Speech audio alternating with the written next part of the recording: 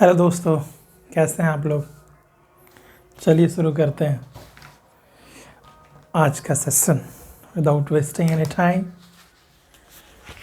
We should begin our today's session.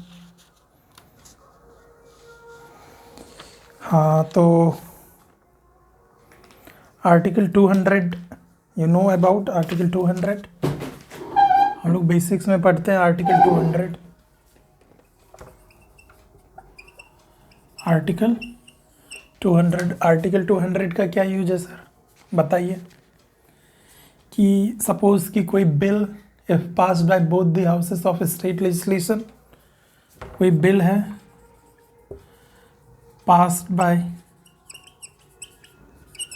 State legislative assembly, फिर वो भेजा जाता है किसके पास, it has to be sent to governor.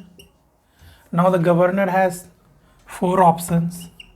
Governor के पास 4 ऑप्शंस हैं। पहला, give assent to the bill so that it will be converted into act. Assent दीजिए, गवर्नर उस बिल को असेंट देगा तो फिर वो बिल एक्ट बन जाएगा।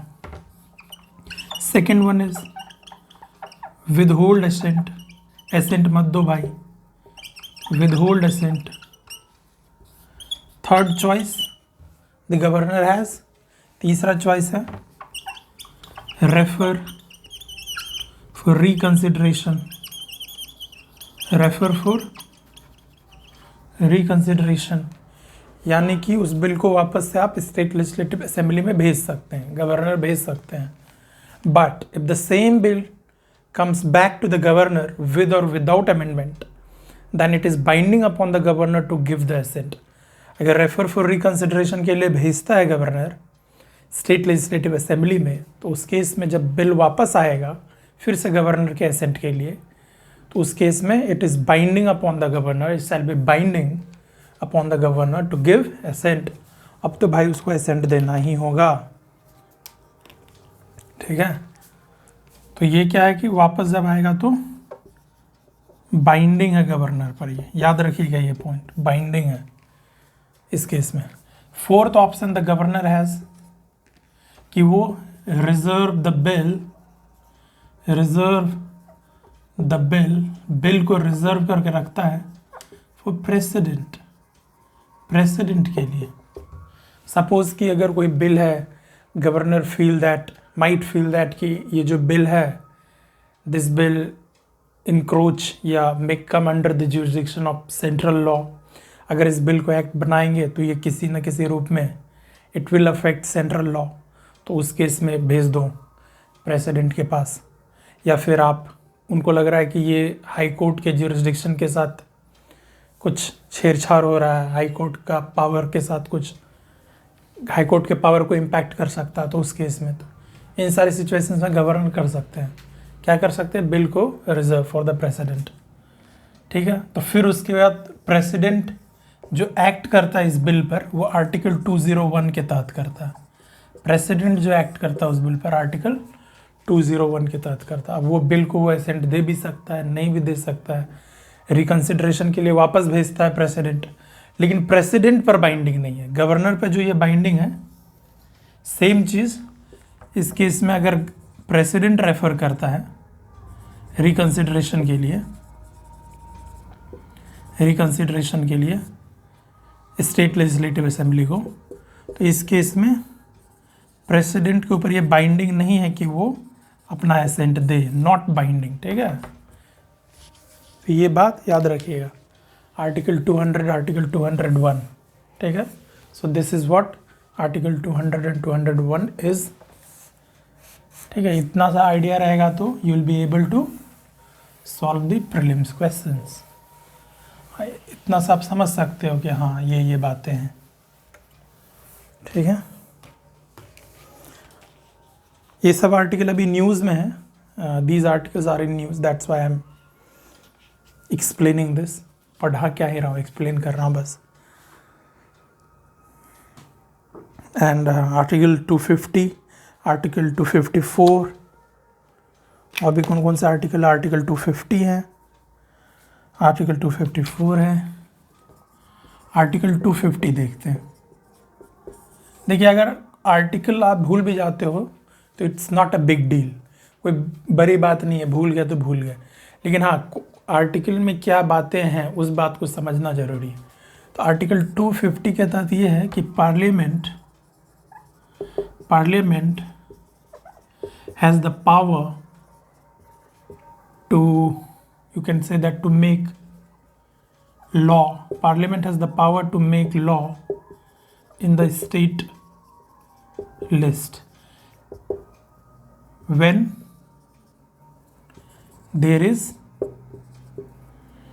proclamation of emergency, proclamation of emergency, when there is proclamation of emergency under operation। कि जब प्रोक्लेमेशन ऑफ एमरजेंसी, यार एनर्जी ठीक है, proclamation of emergency, national emergency लगा हुआ है, तो उस केस में पार्लियामेंट स्टेट लिस्ट में भी लॉ बना सकती है एज पर आर्टिकल 250। ऐसा है ना कि 7th schedule you must have read, आप पढ़े होंगे 7th शेड्यूल की, उसमें क्या था, central list, union list, central list, state list and then concurrent list. तो सेंट्रल लिस्ट में पार्लियामेंट बनाएगी, स्टेट लिस्ट में स्टेट लेजिस्लेटिव असेंबली बनाएगा, कॉन्करेंट लिस्ट में दोनों बना सकते हैं। तो क्या पार्लियामेंट स्टेट लिस्ट में बना सकती है? बना सकती है इस कंडीशन में, आर्टिकल 250 के अकॉर्डिंग। ठीक है, ये भी आर्टिकल था न्यूज़ में। एक और आर्टिकल है, article 254। Article 254 it explains the very important doctrine, that is doctrine of repugnancy, doctrine of repugnancy। repugnancy का मतलब समझते हो क्या होता है? it is a kind of, मतलब विरोध करना, ठीक है, विरोध। तो क्या होता है बेसिकली इसमें डॉक्ट्रिन ऑफ रिपग्नेंसी को अगर लेमैन टर्म में समझे, मान के चलिए कहीं भी कॉन्फ्लिक्ट है, there is a conflict between state law versus centrals law. ठीक है, एक स्टेट लॉ है, एक सेंट्रल लॉ है, कॉन्करेंट लिस्ट में दोनों बना सकते हैं, दोनों के बीच में कॉन्फ्लिक्ट है, कौन सा लॉ प्रिवेल करेगा? In that case central law prevails. जो सेंट्रल लॉ होगा, central law prevails over state law. एक ही सब्जेक्ट पे दोनों कानून बनाया है तो सेंट्रल का कानून माना जाएगा। इसी को बोलते हैं डॉक्ट्रिन ऑफ रिपग्नेंसी। विरोध का सिचुएशन है तो किसकी महत्वता होगी, किसको प्रायोरिटी दिया जाएगा? तो सेंट्रल के लॉ को। आर्टिकल 254। ओके सर, आगे बढ़ें, चलिए आगे बढ़ते हैं।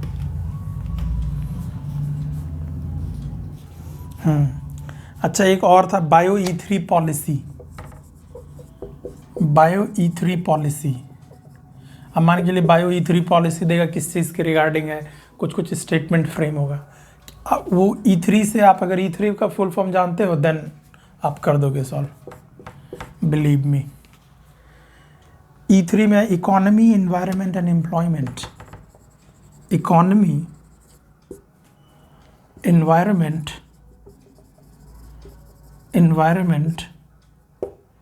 And employment. ठीक है, इकोनॉमी, एनवायरनमेंट एंड एम्प्लॉयमेंट, ये याद रखिएगा बस बायो E3 पॉलिसी में। इकोनॉमी, एनवायरनमेंट एंड एम्प्लॉयमेंट, इन तीन चीज़ के रिगार्डिंग बायो E3 पॉलिसी में बात हुई।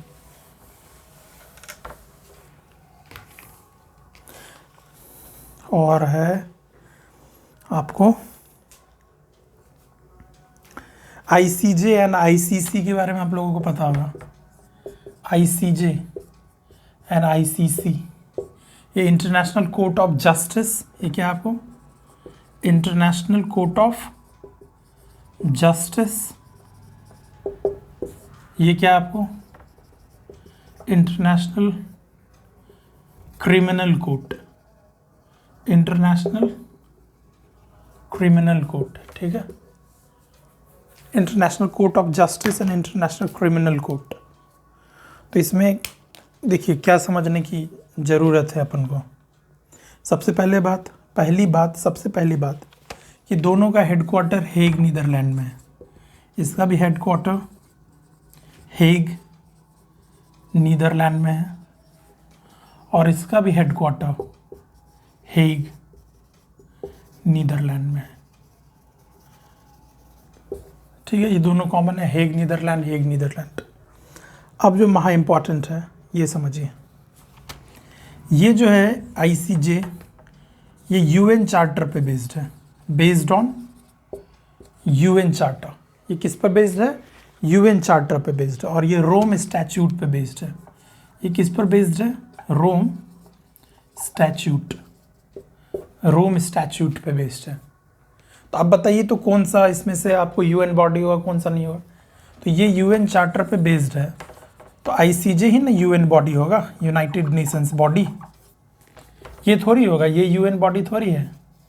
अगर ये यूएन बॉडी होता तो यूएन चार्टर पे बेस्ड होता, यूनाइटेड नेशंस की चार्टर पर। तो अगर स्टेटमेंट दे कि ICC is a UN body और ये दे देगा ये नहीं है, तो ऑपोजिट कर देगा। तो इसलिए ध्यान रखिएगा, ठीक है, कौन यूएन बॉडी है कौन यूएन बॉडी नहीं है। तो ऑब्वियसली ये यूएन बॉडी है, इसका इंडिया मेंबर है, इंडिया इसका मेंबर है और इसका इंडिया मेंबर नहीं है। India is not a member of international criminal court, ठीक है। और इसको हम लोग वर्ल्ड कोर्ट भी बोलते हैं, world court, and this is only permanent court, international criminal, only permanent international court. ये सब तो ज़रूरत नहीं है, इतना बस समझिएगा। यूएन बॉडी है, इंडिया इसका मेंबर है, ये यूएन बॉडी नहीं है, इंडिया इसका मेंबर नहीं है, बस काफ़ी, ठीक है। आईसीजे और ICC.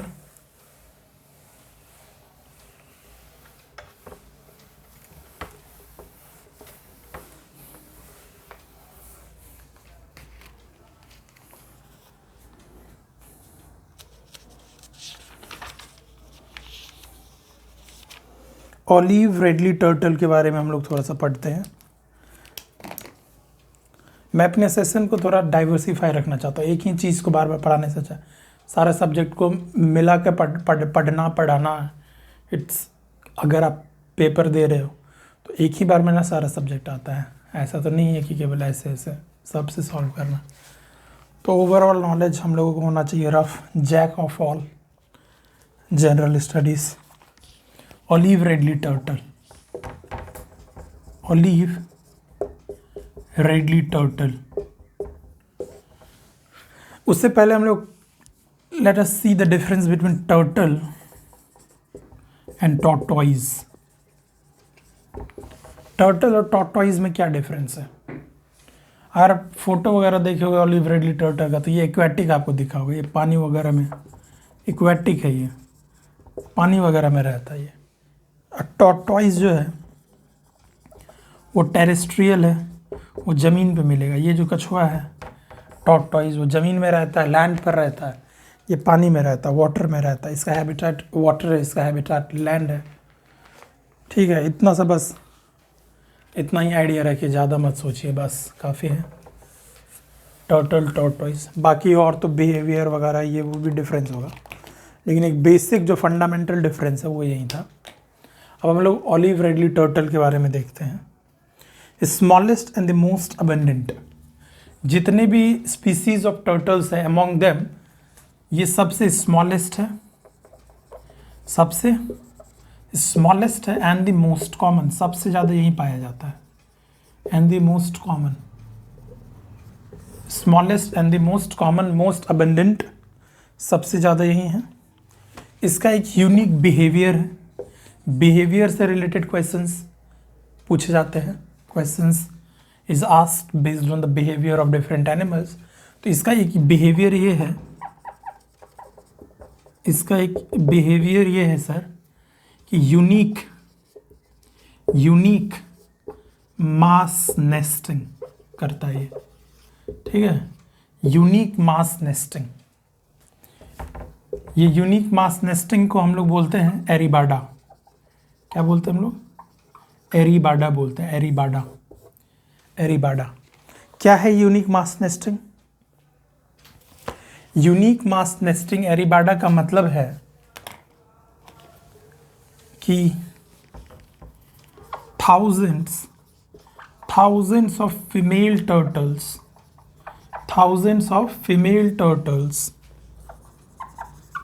come on the same beach, सारे सेम बीच पर आती है टू ले एग्स, अंडा प्रोड्यूस करने के लिए, बच्चा पैदा करने के लिए, एग्स ले करने के लिए। बहुत सारी female turtles, olive ridley turtles same beach पर आएगी। जैसे उड़ीसा का गहिर माथा में, उड़ीसा का जो गहिर माथा बीच है वहाँ पर आती हैं और एक साथ, मतलब काइंड ऑफ, इसके बारे में हाँ एक यूनिक पैराग्राफ में न्यूज़ में लिखा हुआ था कि olive ridley turtle is like a daughter of our village. when she has to produce a baby and when she has to have a baby, she used to go their मायके, मतलब कि अपना नानी घर। अगर वैसे भी आप देखो कि जनरली हम लोगों का, आपका कहाँ पे, जैसे मेरा जन्म कहाँ हुआ तो मेरा जन्म नानी घर हुआ, आपका जन्म कहाँ हुआ नानी घर, तो सबके नानी घर में ही उनका जन्म होता है। ठीक है, तो ये भी मतलब उसी तरीके का है। पानी में तो रहती है लेकिन फिर बच्चा पैदा करने के लिए, एग से ले करने के लिए वो अपना नानी घर यानी कि ज़मीन पर आ जाती है, बीच पर आती है, वहाँ पर एग्स ले करती है, फिर अपना ससुराल चले जाती है वाटर में। ठीक है, तो ये एक यूनिक मास नेस्टिंग है इनका, तो एरीबाडा बोलते हैं इसको। समझ गया? तो आदमी पे भी यही होता है, इनमें भी यही होता है।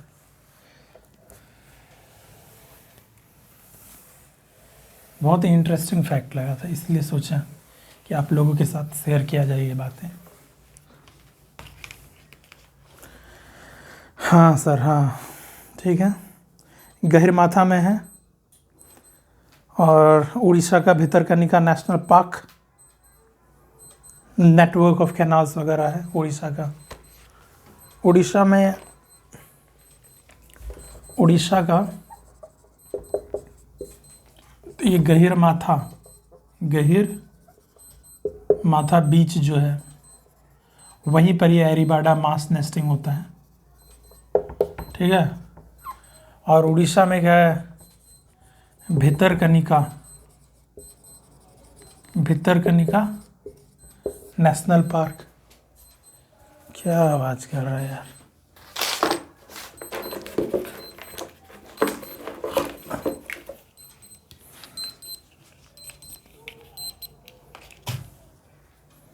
ठीक है, Bhitarkanika national park, so it's a network of creeks and canals.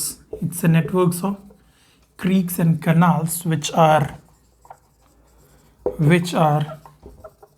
inundated by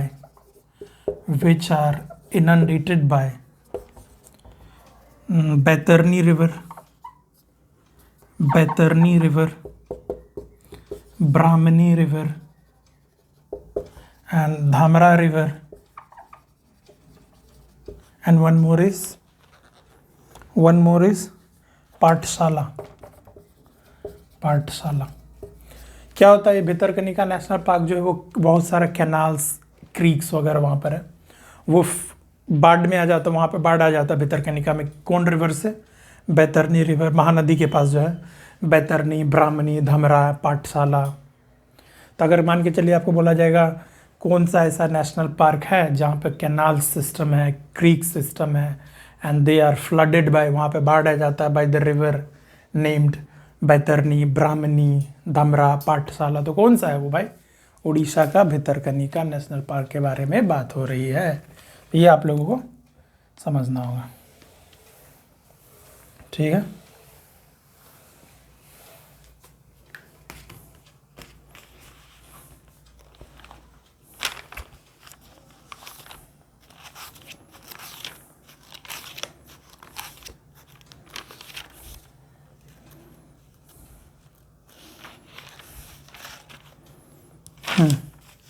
Baltic nation पता आप लोगों को? बाल्टिक नेशन, चलिए देखते हैं, बाल्टिक नेशन देखते हैं। मैप देखिएगा तो यहाँ पर रशिया है, ठीक है, ये आपको ऐसे करके रशिया है, नॉर्वे, स्वीडन, फिनलैंड है यहाँ पे, नॉर्वे, स्वीडन, फिनलैंड, ठीक है, नॉर्वे, स्वीडन, फिनलैंड, फिर ये आपको रशिया स्टार्ट हो जाता है। क्या स्टार्ट हो जाता है? Russia, Norway, Sweden, Finland, Russia start हो जाता है। ये रशिया है, उसके बाद ये बेलारूस है। ये क्या है आपको? बेलारूस है, रशिया, बेलारूस। उसके बाद आपको इधर से पोलैंड वगैरह है। इधर से आपको पता है ये स्पेन वगैरह आता है, जर्मनी वगैरह, ठीक है, France, Germany, Poland, Belarus, Russia. तो यहाँ पर 3 कंट्री है, यहाँ पर 3 कंट्री है, एस्टोनिया, लाटविया, लिथुआनिया। ये क्या है? Estonia, Latvia, Estonia, Latvia, Lithuania, ठीक है। एक थोड़ा सा यहाँ पे रशिया का ही पार्ट है एक, ठीक है। तो इस तीनों को हम लोग बोलते हैं बाल्टिक नेशन। तीनों को हम लोग क्या बोलते हैं? एस्टोनिया, लाटविया, लिथुआनिया को, एस्टोनिया, लाटविया, लिथुआनिया को हम लोग क्या बोलते हैं? Baltic nation. क्यों बोलते पता है? क्योंकि यहाँ पर ना आपको बाल्टिक सी है, यहाँ पर क्या है? बाल्टिक सी है, इसीलिए तीनों नेशन को हम लोग बोलते हैं। याद रखिएगा, 4 ऑप्शन देगा, पूछेगा which one of the following does not belong to Baltic nation. तो ये 3 होंगे, जो चौथा होगा वही नहीं होगा, ठीक है। तो एस्टोनिया, लाटविया, लिथुआनिया, ठीक है। बाकी आप इसको मैप में देख लो और अच्छे से क्लैरिटी मिलेगा। ऐसे तो रफ डायग्राम यही है।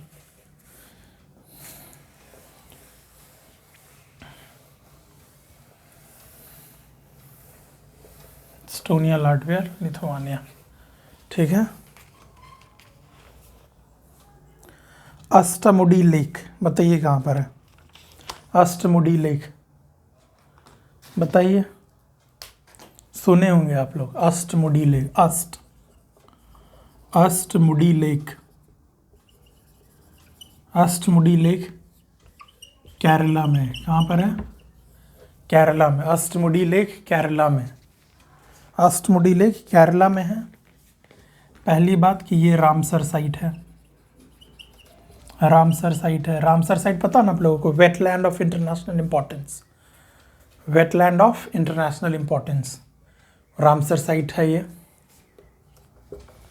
अष्टमुडी लेक रामसर साइट है। और इसी अष्टमुडी लेक के बारे में मोरक्कन ट्रैवलर बताइए कौन सा है? Ibn Battuta. याद होगा आप लोगों को हिस्ट्री में, इब्न बतूता क्या बोला था कि इसी अष्टमुडी लेक के बैंक पर क्यूलॉन सिटी है। कौन सा सिटी है? Quilon city. On the bank of Quilon city, on the bank of Ashtamudi lake, Quilon city के बारे में चर्चा जो किया था Ibn Battuta, Moroccan traveller. And it is the second largest lake in Kerala, second largest. अब हम लोगों को थोड़ा थोड़ा ये भी याद रखना पड़ेगा कि first largest, second largest, because UPSC starts asking this question also. अभी यूपीएससी स्टार्ट कर दिया है इस तरीके के क्वेश्चन पूछना भी, कि अब मान के चलिए सारा स्टेट वालों को पता है कि रामसर साइट है, ठीक है। इब्न बतूता क्यूलॉन सिटी इसके किनारे बसा हुआ, ये भी आपको पता है, केरला में पता है, ठीक है। 3 स्टेटमेंट, चौथा में दे देगा कि it is the largest lake of Kerala. तो क्या करोगे आप? तो टिक मार दोगे। तो नहीं भाई, वो सेकेंड लार्जेस्ट है। इतना सारा इन्फॉर्मेशन पता है, अगर एक इन्फॉर्मेशन की वजह से आपका क्वेश्चन गलत हो जाएगा तो फिर आपको अफसोस होगा बाद में, अरे यार थोड़ा सा और पढ़ लेते हैं। क्योंकि अब अष्टमुडी लेक आएगा तो अब इसके अराउंड बनेगा क्वेश्चन, तो आप सॉल्व कर लोगे, ठीक है। अष्टमुडी लेक केरला का सेकेंड लार्जेस्ट लेक है। बताइएगा कल कि केरला का लार्जेस्ट लेक कौन सा है, ठीक है। Ramsar site, Moroccan traveller Ibn Battuta, Quilon city.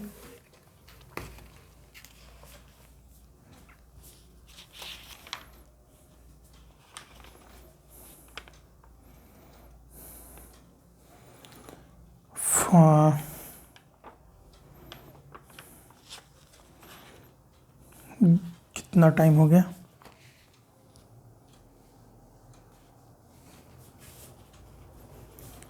लोग वीडियो नहीं देख रहे हैं यार, क्या किया जाए? शॉर्ट वीडियो बनाया जाए क्या?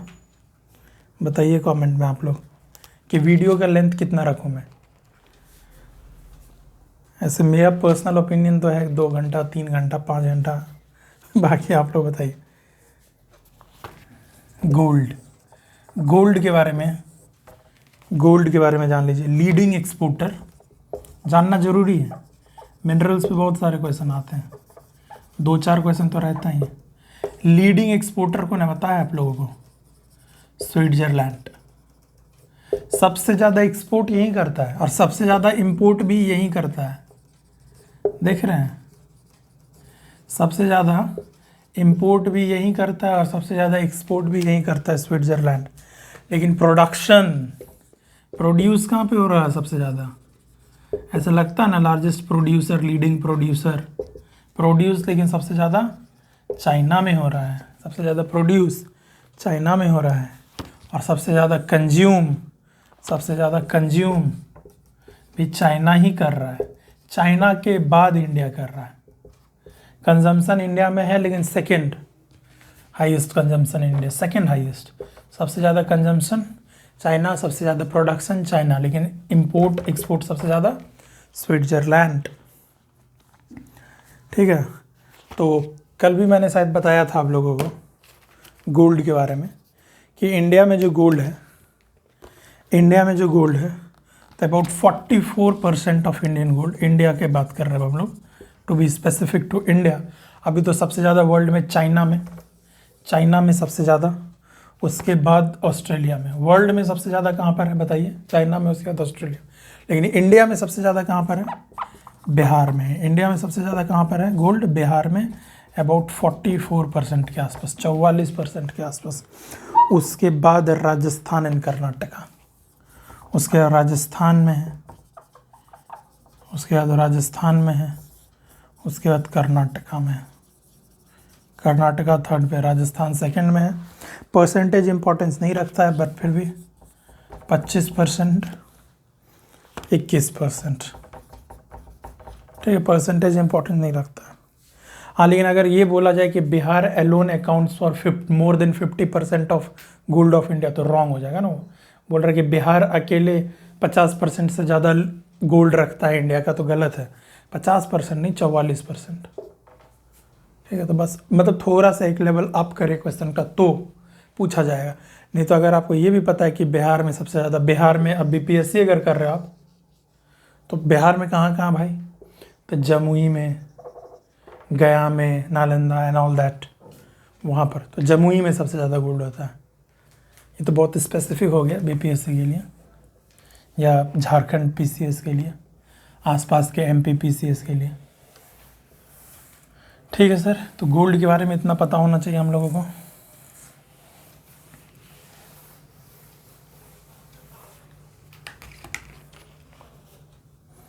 एक रफ आइडिया लग गया। अच्छा, एक चीज़ और बताते हैं। एवीजीसी एक्सआर, बताइए क्या है? कभी ऐसा लिखा आ जाए एवीजीसी एक्सआर, क्या है भाई एवीजीसी एक्सआर? एवीजीसी एक्सआर क्या बोलेगा कि इसके बारे में बोल देगा कि न्यूज़ में दिख रहा है। AVGC XR sometimes recently seen in the news. तो व्हाट इट बिलोंग्स टू, किससे ये बिलोंग करता है? तो हम लोग पहले देख लेते हैं, समझ लेते हैं क्या है। ए का मतलब होता है एनिमेशन। ए का मतलब क्या होता है? एनिमेशन। एनिमेशन समझते हो ना। वी का मतलब होता है विजुअल इफेक्ट्स। वी का मतलब विजुअल इफेक्ट्स। जी का मतलब होता है गेमिंग्स, पबजी वाला गेमिंग्स, पबजी वाले सब। और सी का मतलब होता है कॉमिक्स, एकदम कॉमिक्स बुक वगैरह जो आता था। एक्सआर का मतलब होता है एक्सटेंडेड रियलिटी। एक्सआर का क्या मतलब होता है? Extended reality. वहीं जो virtual reality, augmented reality, VR AR जो था वही है ये एक्सटेंडेड रियलिटी। तो इससे क्या हो रहा है, अब देखिए ये सारा जो चीज़ है, ये सारी चीज़ें जो देखो, animation, visual effects, gamings, comics, extended reality, all that contributes to the creative economy of India. तो ये काइंड ऑफ क्रिएटिव इकोनॉमी का पार्ट है कि नहीं है? अगर आपसे पूछे कि व्हाट इज क्रिएटिव इकोनॉमी और चार चीज़ डेफिनेशन में हो, ऑप्शन में कोई चार ऑप्शन में एक डेफिनेशन हो, तो something which is related to this, animation, gamings and all that, समझना कि क्रिएटिव इकोनॉमी वही है। तो बहुत ही मतलब हाईलाइटेड वर्ड है, न्यूज़ में चल रहा, क्रिएटिव इकोनॉमी। लेकिन समटाइम्स, अगर आपको पता होगा, आपका फेवरेट कलर क्या है? मेरा फेवरेट कलर ऑरेंज है, और ऑरेंज का मतलब होता है क्रिएटिविटी, ठीक है। तो इसीलिए क्रिएटिव इकोनॉमी को हम लोग ऑरेंज इकोनॉमी भी बोलते हैं। क्रिएटिव इकोनॉमी को हम लोग ऑरेंज इकोनॉमी भी बोलते हैं, क्योंकि orange shows, orange represents creativity, क्योंकि ऑरेंज कलर किस चीज़ को रिप्रेजेंट करता है? क्रिएटिविटी को, ठीक है। तो आप लोग अपना अपना कलर, फेवरेट कलर कमेंट करें, ठीक है। और कलर का मीनिंग भी बताएं कि उस कलर का क्या स्पेसिफिक मीनिंग है। जैसे मेरे कलर का मीनिंग है क्रिएटिविटी, वैसे ही आप लोग भी बताएं, ठीक है। So with this I will end today's session. If you like it, please share, subscribe, share वेयर करें, लाइक करें, सब्सक्राइब करें, ठीक है। पसंद आ रहा है तो बताइए, लोगों को भेजिए, दोस्तों को भेजिए। सो थैंक यू दोस्तों, जय हिंद, जय भारत।